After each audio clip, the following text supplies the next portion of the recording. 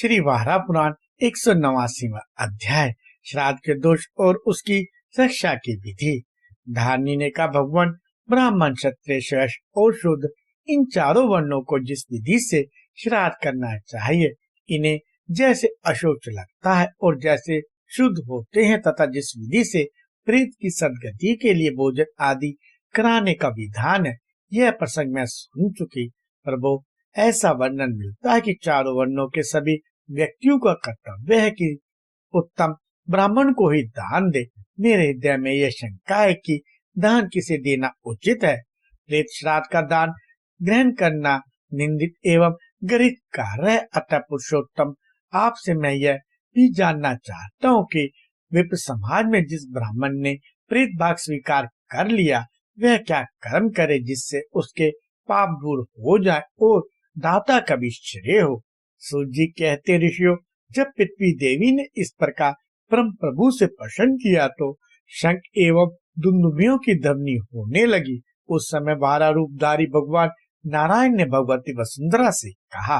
भगवान वारा बोले, देवी, ब्राह्मण जिस प्रकार दाता का उद्धार कर सकते हैं, वह मैं तुम्हें बताता हूँ। जो ब्राह्मण अज्ञान में प्रेत के निमित्त दिया हुआ अन्न ग्रहण कर लेता है, उसे शरीर की शुद्धि के लिए एक दिन और रात निराहार रहकर प्रायश्चित करना चाहिए। ऐसा करने से वह ब्राह्मण शुद्ध हो जाता है। उसे पूर्व की ओर बहने वाली नदी में विधि के अनुसार स्नान कर प्रातः संध्या करने के बाद तर्पण, अग्नि में तिल का हवन, शांति पाठ एवं मंगल पाठ करना चाहिए।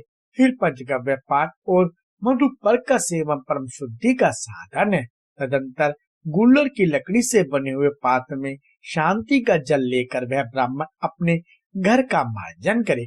पापों को भस्म करने के लिए देवताओं का मुख अग्नि का काम करता है। अतः समस्त देवताओं का क्रमशः तर्पण, भूतों के लिए बलि और इसके बाद ब्राह्मण को भोजन कराना चाहिए। गो के दान करने से सभी पाप नष्ट हो जाते हैं, अतः गोदान भी करें। ऐसी विधि का पालन करने से परम गति होती है। जिसके पेट में प्रेत निमित्त अन्न हो और काल धर्म के अनुसार उसके प्राण प्रयाण कर जाए, तो वह ब्राह्मण कल पर्यंत भयंकर नरक में निवास करता है और उसे कठिन दुख भोगने पड़ते हैं। बाद में उसे राक्षस की योनि मिलती है। इसलिए दाता और भोक्ता दोनों को सब कल्याणार्थ प्रायश्चित करना नितांत आवश्यक है। माधवी, गो, हाथी, घोड़ा तथा समुद्र पर्यंत संपूर्ण संपत्तियां दान में लेने वाला ब्राह्मण भी यदि मन पूर्वक प्रायश्चित का कार्य संपन्न कर ले, तो निश्चित ही उसमें दाता के उद्धार करने की शक्ति आ जाती है। जो ज्ञान से संपन्न तथा वेद का अभ्यास करने में सदा संलग्न रहता है, वह ब्राह्मण स्वयं अपने को एवं दाता को तारने में संपूर्ण समर्थ है। इसमें कोई संशय नहीं। वसुंधरे, तीनों वर्णों का परम कर्तव्य है कि वे कभी भी ब्राह्मण का अनादर ना करे।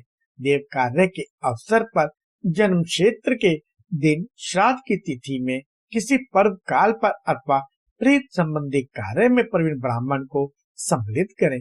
जो वैदिक विद्या जानता हो, जिसकी व्रत में निष्ठा हो, जो सदा धर्म का पालन करता हो, शीलवान, परम संतोषी, धर्म ज्ञानी, सत्यवादी, क्षमा से संपन्न, शास्त्र का पारगामी तथा अहिंसावती हो, ऐसे ब्राह्मण को पाकर उसे तुरंत दान देना चाहिए। वही ब्राह्मण दाता का उद्धार करने में समर्थ है। कुंड अथवा गोलक ब्राह्मण को दिया हुआ दान निष्फल हो जाता है, वह दाता को नरक में पहुंचा देता है। इस संबंधी या देव कार्य में कदाचित एक भी कुंड या गोलक ब्राह्मण उपस्थित हो जाए तो उसे देखकर पितर निराश होकर लौट जाते हैं। यशस्वी अपात्र को भी कभी दान ना दे। इस संबंध में एक प्राचीन प्रसंग कहता हूँ, तुम उसे सुनो। अवंतीपुरी में पहले एक मनु के वंश में उत्तम परम धार्मिक राजा रहते थे, जिनका नाम मेघातिथि था। उनके अत्रि गोकुल उद्धव पुरोहित का नाम चंद्र शर्मा था, जो सदा वेद पाठ में संलग्न रहते थे। राजा मेघातिथि अत्यंत दानी थे। वे प्रतिदिन ब्राह्मणों को गाय दान दिया करते थे। विधि के साथ 100 गाय रोज दान करने के पश्चात उनका अन्न ग्रहण करने का नियम था। वैशाख मास में उन राजा ने अपने पिता के श्राद्ध दिवस पर अनेक ब्राह्मणों को आमंत्रित किया। फिर उन ब्राह्मणों एवं गुरु राजपुरोहित के आने पर उन्होंने उन्हें प्रणाम किया और विधि के साथ श्राद्ध कार्य प्रारंभ हुआ। पिंड प्रदान के बाद अन्न आदि का संकल्प करके उसे ब्राह्मणों में वितरित किया गया, पर उसी विप्र समाज में एक गोलक ब्राह्मण भी था। राजा ने श्राद्ध में संकल्पित अन्न उस ब्राह्मण को भी दिया, जिससे श्राद्ध में एक मान दोष उत्पन्न हो गया।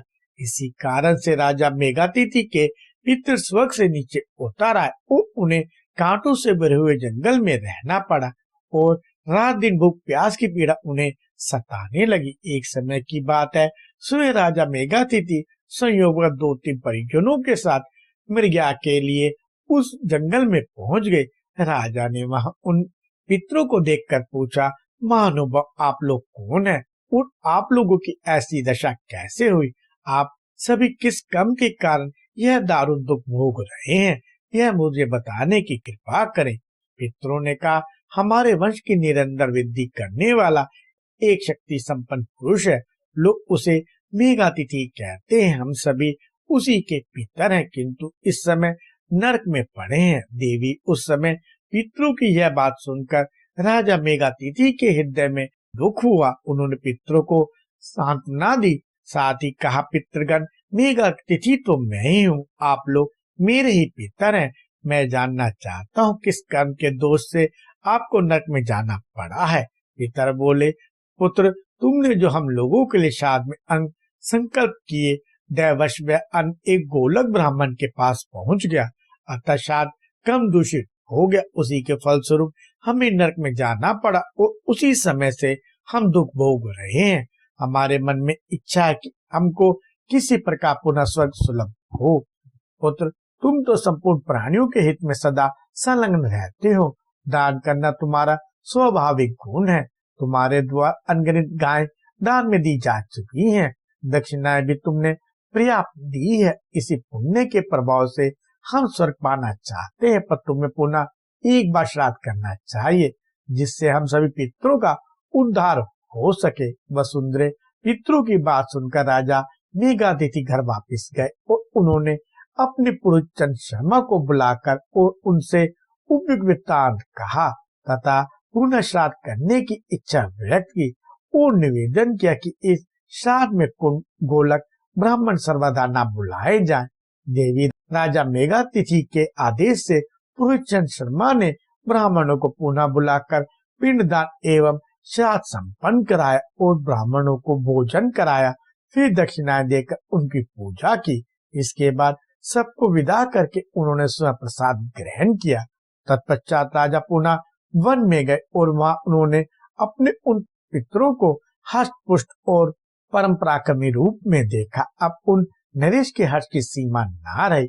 उस अवसर पर पितरों ने श्रद्धा रखने वाले राजा मेघातिथि को देखकर पितरों के मुखमंडल पर भी प्रसन्नता छा गई और उन्होंने कहा, तुम्हारा कल्याण हो, तुमने हमारे हित का मान कार्य संपन्न किया है।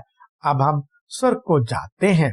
देवी श्राद्ध के संकल्पित अन्नपात ब्राह्मण के अभाव में गो को दे अथवा गो के अभाव में भी यत्न पूर्वक उसे नदी में छोड़ दे, पर किसी प्रकार भी अपात नास्तिक गुरुद्रोही गोलक अथवा कुंड को वह अन्न ना दे। भामनी इस प्रकार अपना उद्गार प्रकट करके सभी पितर स्वर्ग चले गए और राजा मेघातिथि ब्राह्मणों के साथ अपनी पुरी को लौटे। उन्होंने पितरों की आज्ञा का यथाविधि पालन किया।